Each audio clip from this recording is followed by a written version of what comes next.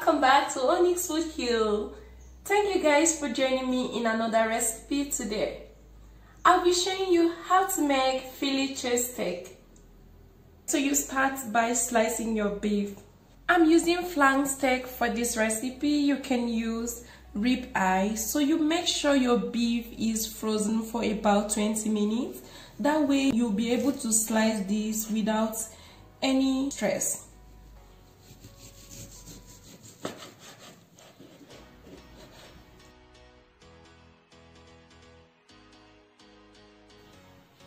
So after slicing this, you can put the knife through and slice this again into thin strands, just like so. They should be as thin as possible. This way your beef will cook really quickly and you are going to end up with an easy to bite Philly cheesesteak sandwich.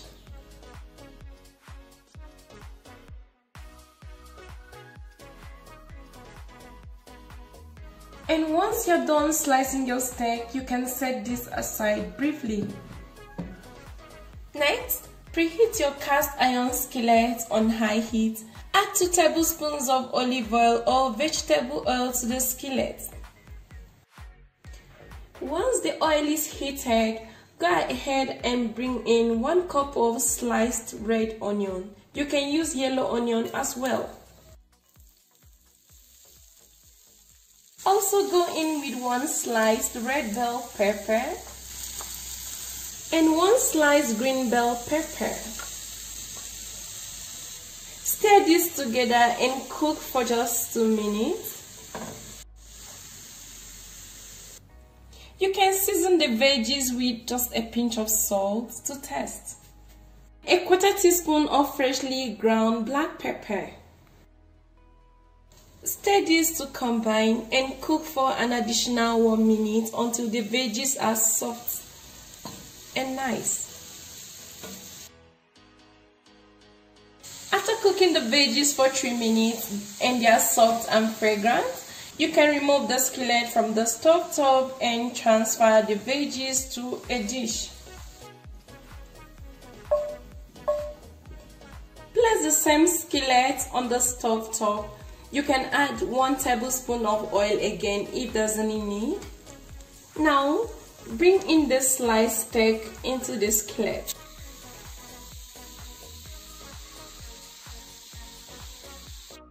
Cook the steak on medium-high heat for 2 minutes until some of the liquid in it reduces.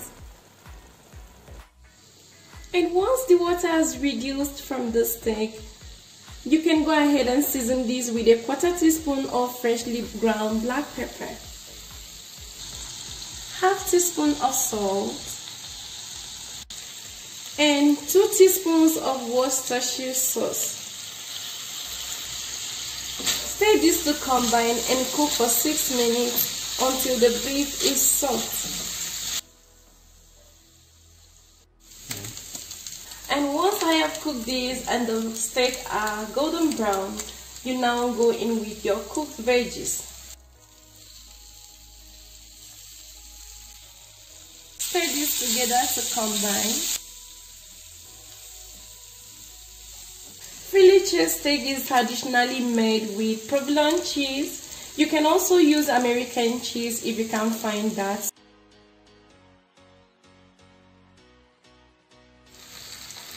Okay, those were 5 slices of American cheese. So you leave this to cook on low heat for just a minute for the cheese to melt. And once the cheese has melted, you can remove the skillet from the stove top and leave it to cool slightly. And it's time to stuff our Philly cheesesteak, and this is my favorite part. So I have made a video on how you can make homemade hoagie rolls, so you can check that out. So I'm just going to go ahead and slice open the hoagie roll.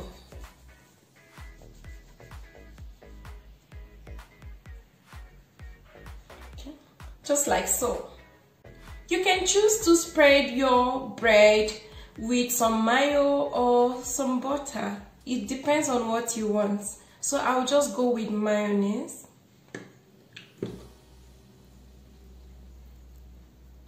So this is it, and it's time to stuff this.